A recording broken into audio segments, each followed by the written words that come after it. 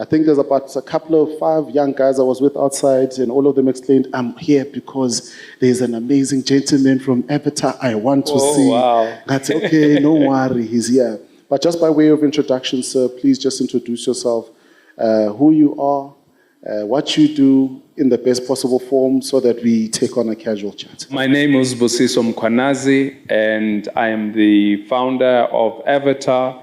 I hail from the East as well. I have been creating ads for most of my life, and that's me. You know, when we had our podcast, and guys, check it out, it's the Kasi Business Podcast. I think we unpacked some of these key nuggets, but I think to create a bridge before we talk about scaling and some of the more rigid parts of the conversation, maybe tell us a bit about the mindset and the thinking that went into you starting your business with that 2,000 Rand. Okay. You know, to the early days of you working this internet business with the tech so that we can bring the guys along and then we unpack. What does scale actually mean and what are the key pillars that go into that? So for me to actually get into entrepreneurship, I actually grew up in an entrepreneurial home.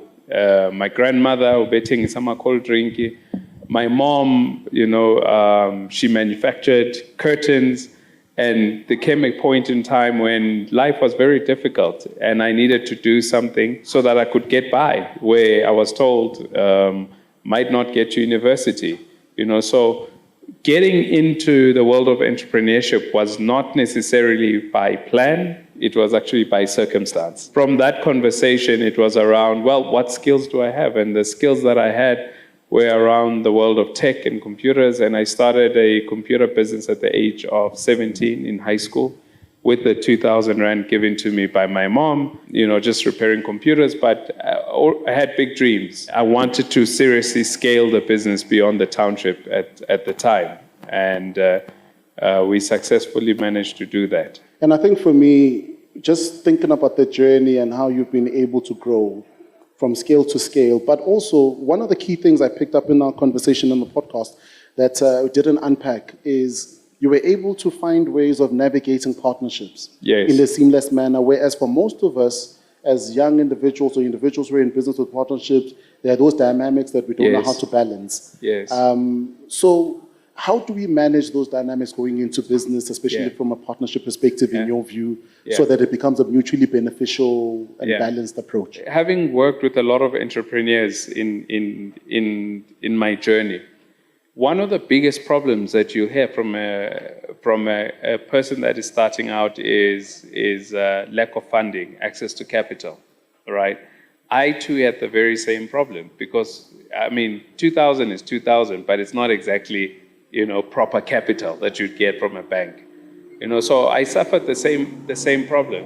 And the thing is, to get over that problem, that's when partnerships are important. And why do you need a partner? There was a point in time when someone asked me, at what point will you sell your business? I'll sell it when I believe that I can't take it any further, right? And that's when I will bring in a partner, as an example.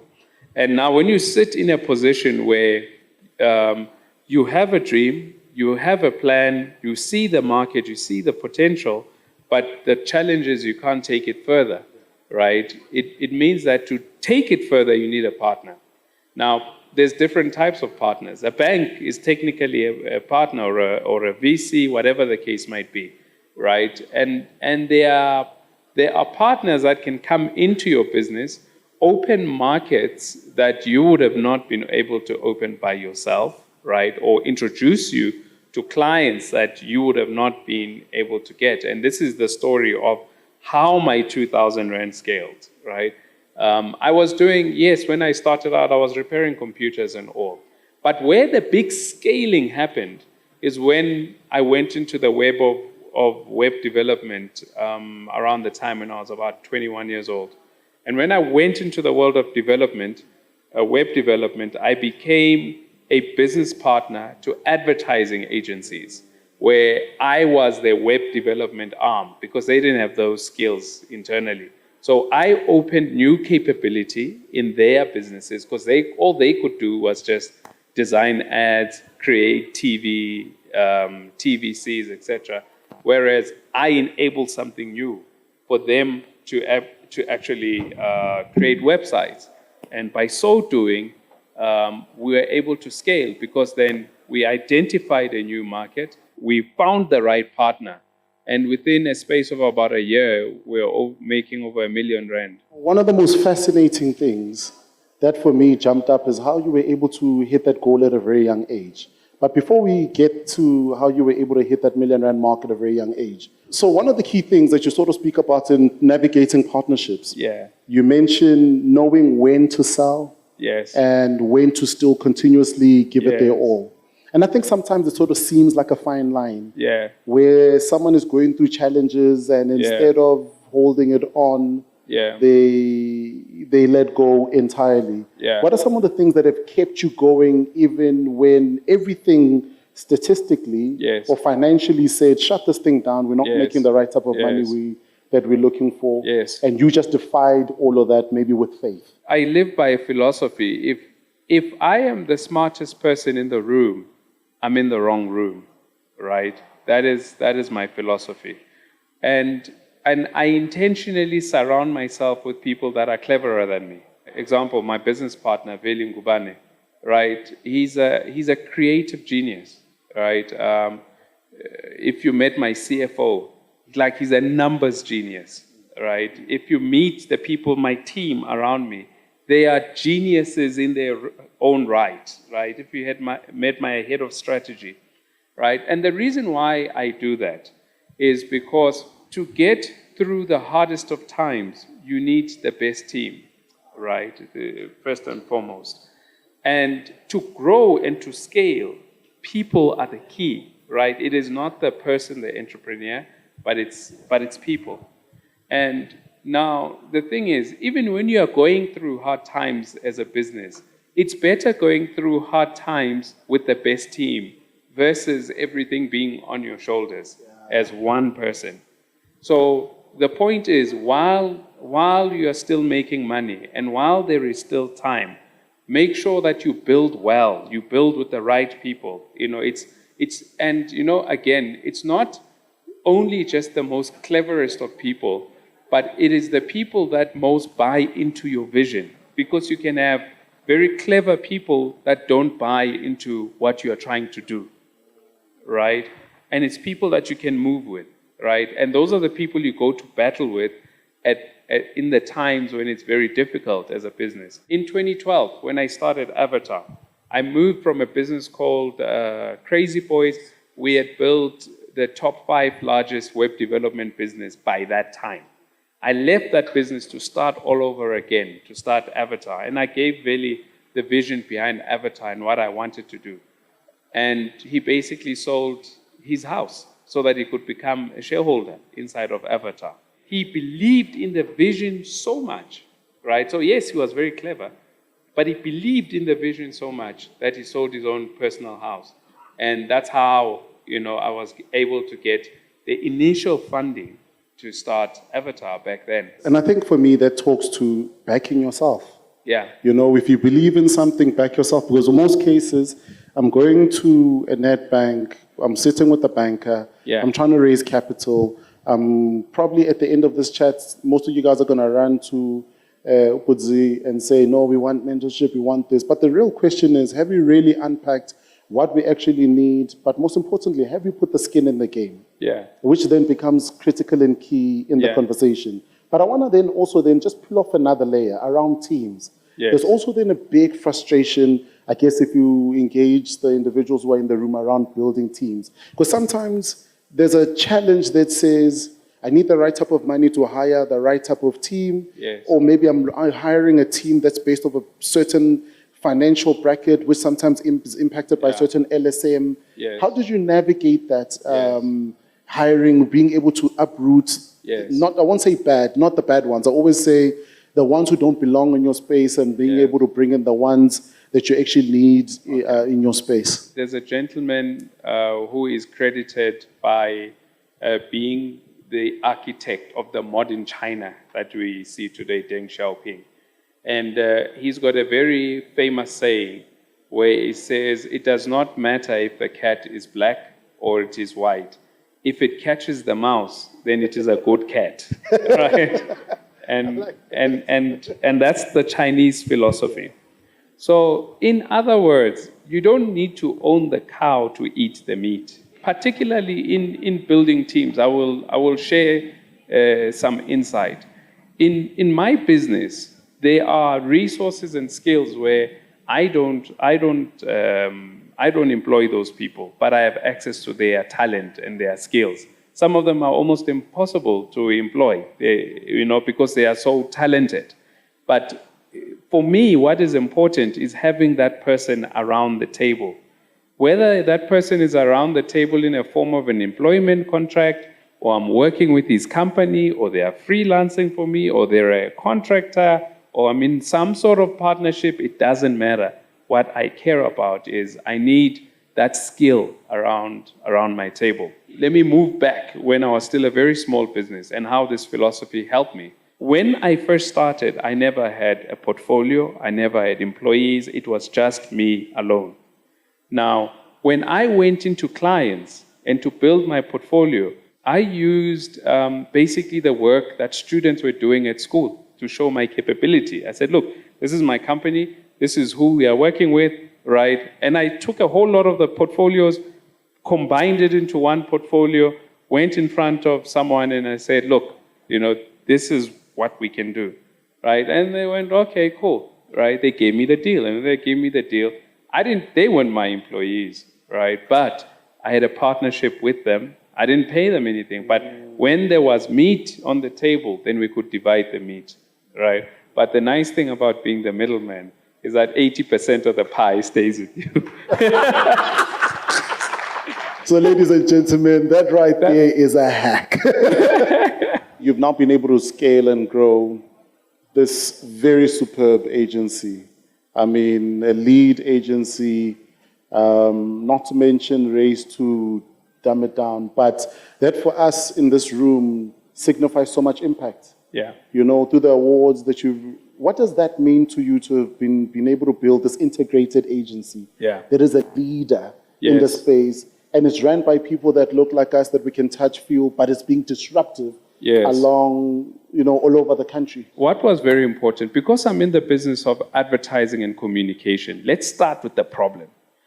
Where the problem is, like today, on this African continent, if you want to run a campaign, let's say a marketing campaign, you have a client who's got offices or shops or whatever, a retail presence in multiple African countries, and you wanted to run a campaign across the continent, the only way you can do that is if you approach American businesses, European businesses, or Asian businesses.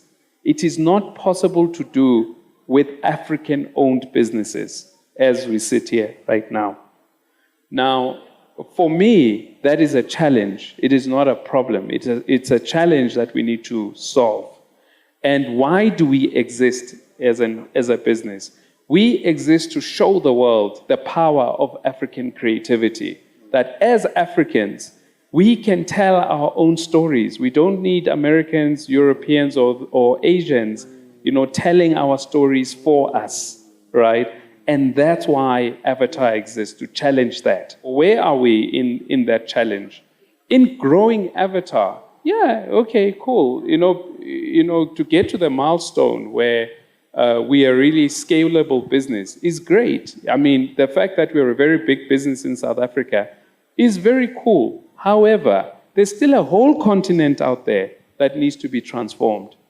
And that's our mission now, right? When I wake up every day, where are we, or how are we gonna finally get to where we wanna be? When you look at our business now, a recent study released about 2 weeks ago, we were named as the top 3 best performing agency in this country. Now, best performing, thank you. Big round of applause, ladies and gents. And this is outside of race, it's outside of whether you're a European or American agency, it's across the board, right? So it means that to get where we want to get to, we will get there through excellence. Secondly, we need clients that believe in our vision to get there, right? And, You know, the fact that the business now is ABSA's lead creative agency. So basically all the work that you see around Your Story Matters around town comes from our business, as an example. And we are the lead creative agency for many, many large businesses. We are creating firsts in the industry because, I mean, to be a lead creative agency for a top 5 brand has never happened as for a black business. We are the first. As a black business, we are the first South African business, so not black owned, South African business to be appointed as a global agency worldwide, right, for an international brand, right? This was done by Techno. They are amongst the top 10 biggest smartphone makers. So again, why are these first important for us, right? Because what we are seeking to do is prove that through African creativity, as Africans, when we hone in on our diversity as Africans, that is a strength, right? And we are using that to be able to speak to billions of people around the world. So 2 key things, I don't know what you guys picked up from that. First one is you have to be excellent. It's not a race thing, it's a delivery. Deliver, Buffett. Inja. And then arrive to a meeting on time. Yes. Isn't it's small things like that. Nje fika ngesikhathi. Round of applause.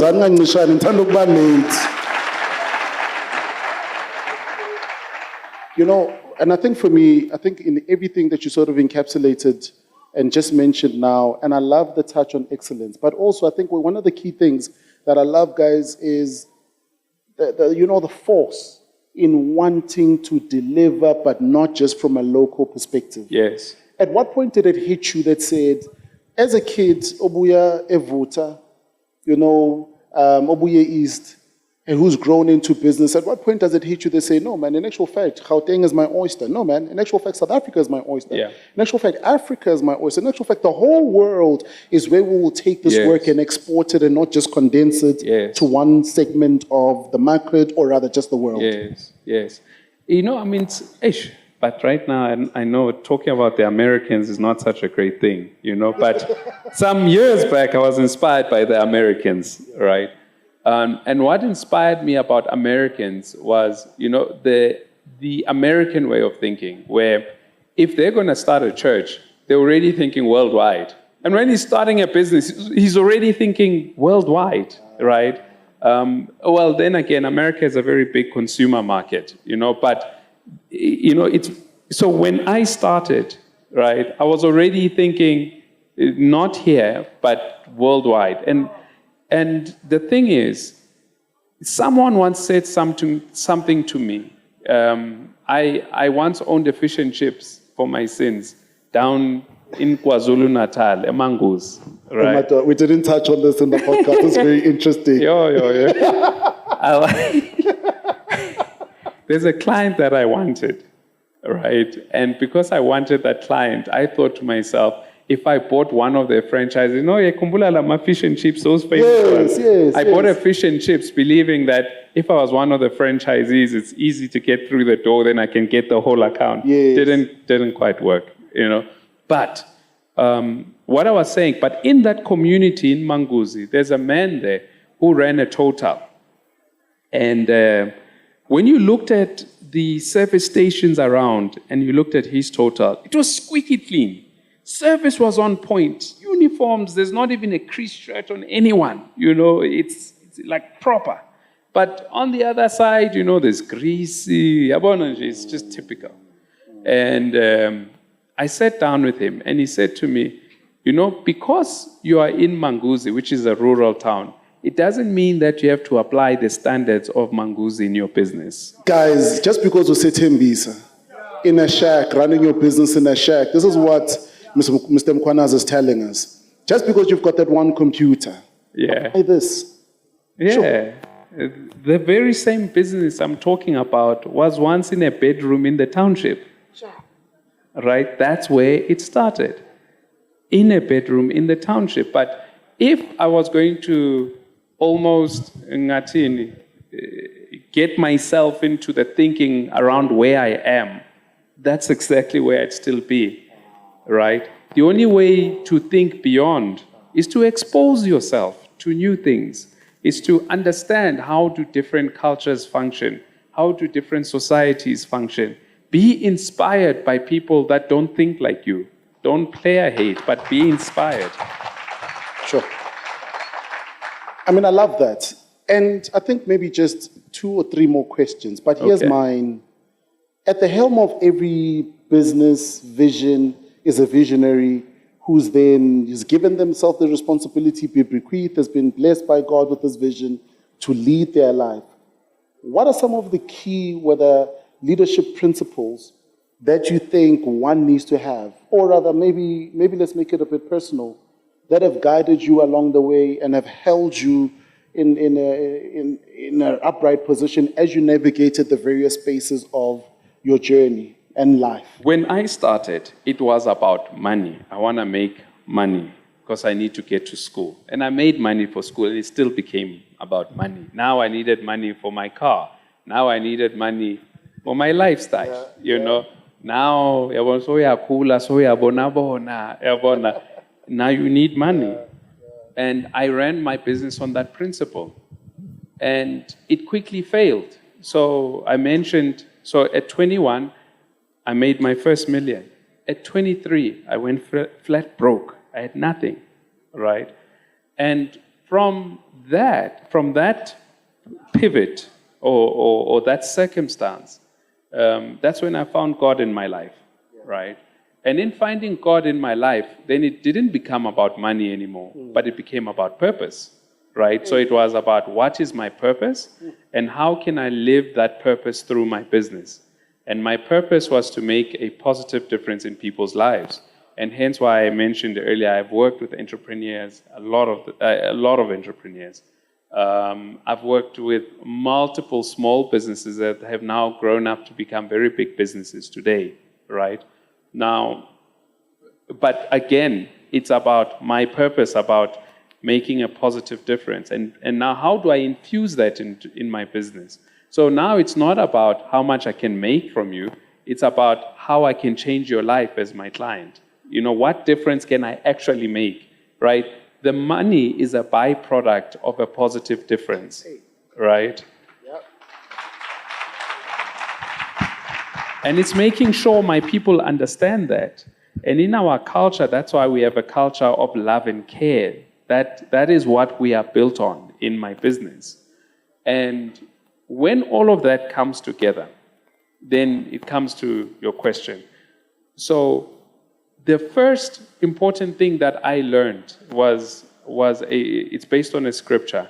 I can do all things through Christ that gives me strength. That is very important for me, right? Because then I am empowered with very godly power to create, right?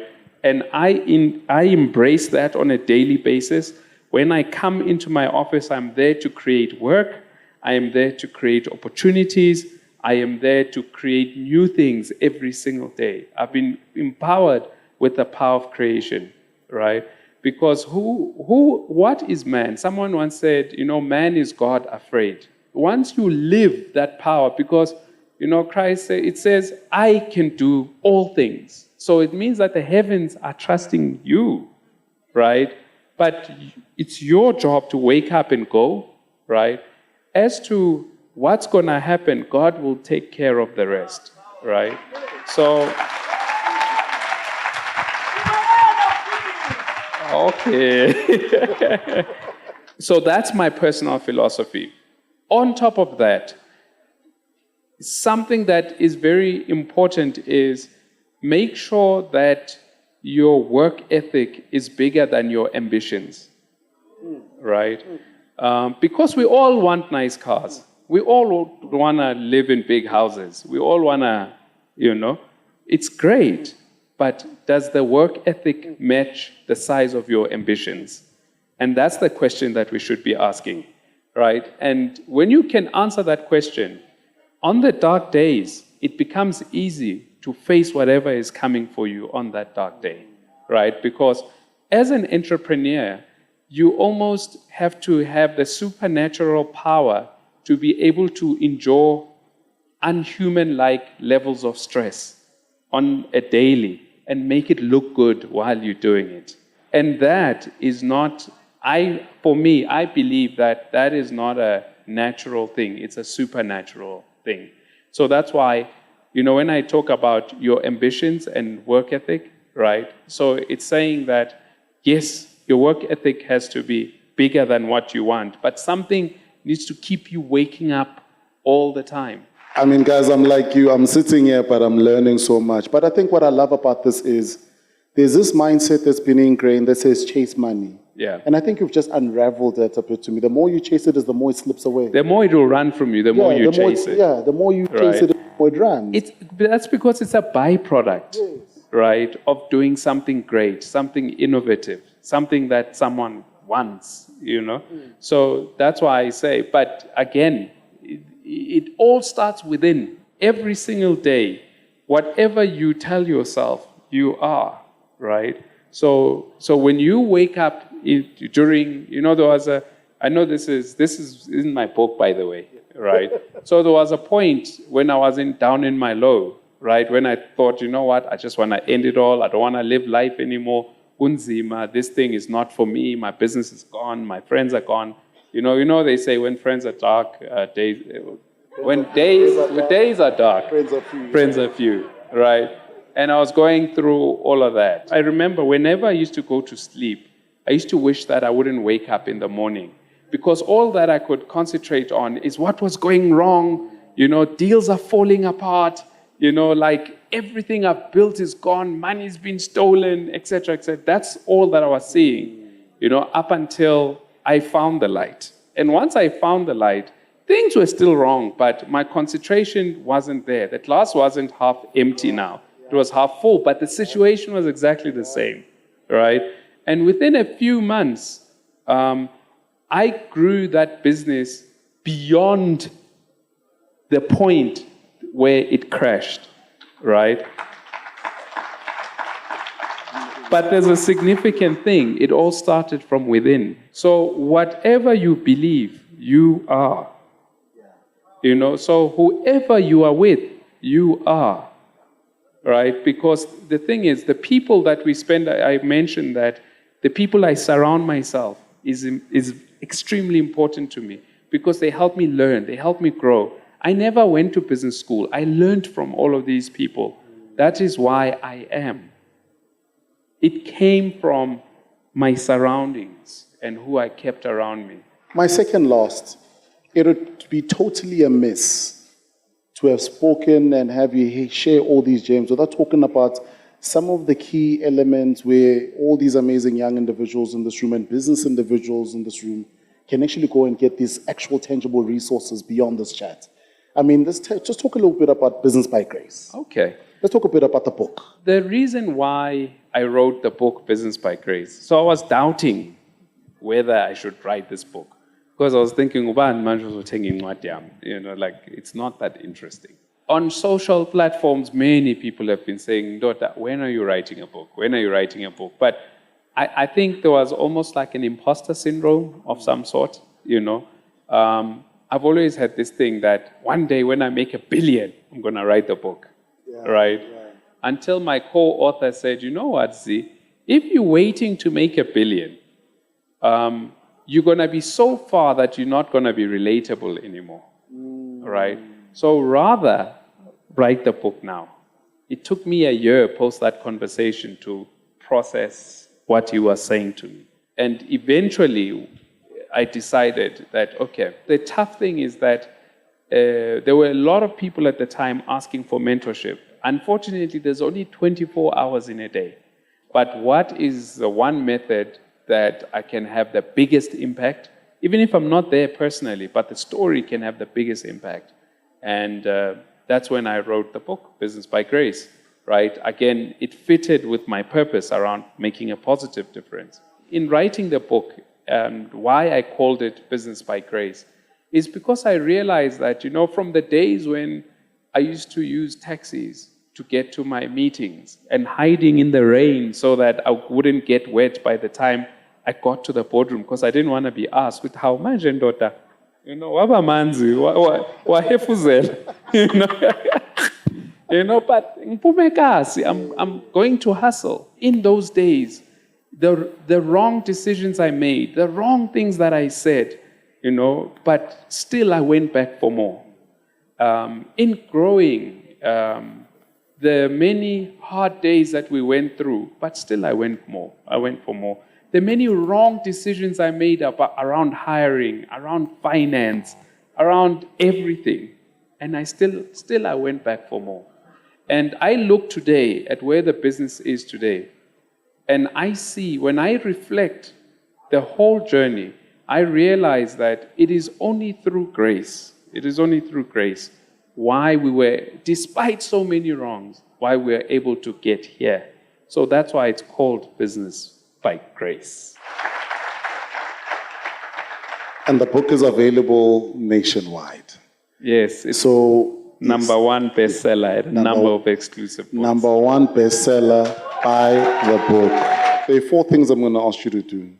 Get yourself the book, rewatch this podcast, follow the journey, and come in the next couple of years and sit here in front and unpack how much you've grown. Because it's inevitable after these gems that have been shared that is not the trajectory that is going to happen for your life. It was one of the key things that stood out, and I'll give it over to you after I may say this so that we wrap up, and I think Nick will be coming up, an amazing, phenomenal gentleman.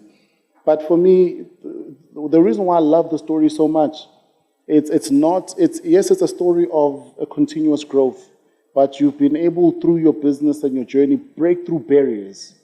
So, and I think everyone in the room knows, I mean, there are people and individuals that we have heard of, that we know of from afar, that we can call billionaires. Individuals who might have even built those in various streams, and those streams might even be tendering, and there's nothing wrong with that because it's a type of business. But I think to build a business that is considered in the services space, and deliver that value to the point with diligence, it's heard of because of you. When we think of mentorship, which is why before I met Mkhwanazi, as I affectionately call him, although he looks younger than me because I need his tool. But what I then did is I stalked him. You follow the journey, you read the articles, you don't get the full picture, but true success leaves breadcrumbs, and here are the breadcrumbs for us to follow on. So when you then think of, where do I get a mentor? You don't get a mentor with sitting with him and emailing him and sharing ideas. Follow the journey, read the book, and follow the story. Because the breadcrumbs are there and the pieces are there that he has left with. So we have sat here maybe for the past 40 or 50 minutes with this amazing gentleman. But it's not a 50-minute session it's a lifetime session that is going to impact you, because that's what happened to me in our last encounter, but that's what been happening to me over the years as I've been encountering you in various forms and in various pieces to say, emulate and copy. Let's give him a big round of applause.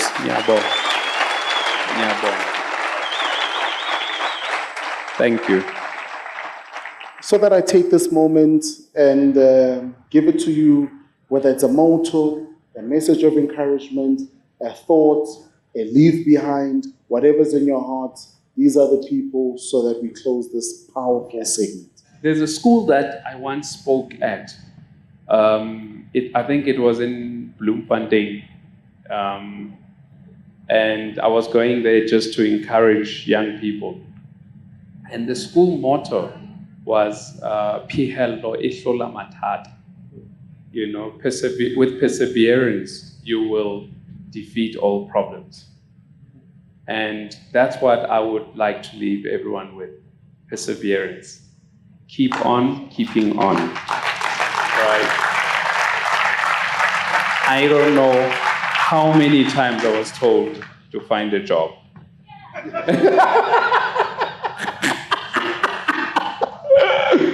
I would have made a bad employee.